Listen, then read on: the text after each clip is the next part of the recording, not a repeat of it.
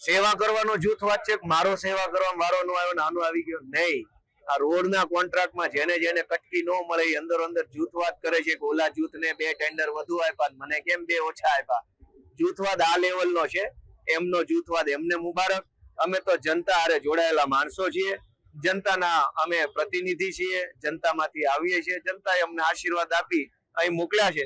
તો ભાજપનો જૂથવાદ, કોંગ્રેસનો જૂથવાદ એ બધા એમને મુબારક. અમે રાજકોટની જનતા, ગુજરાતની જનતા, ગુજરાતના ખેડૂતો માટે અમારા હાથે કંઈક સારું કામ થાય એવા હંમેશા પ્રયત્નો કરીએ છીએ.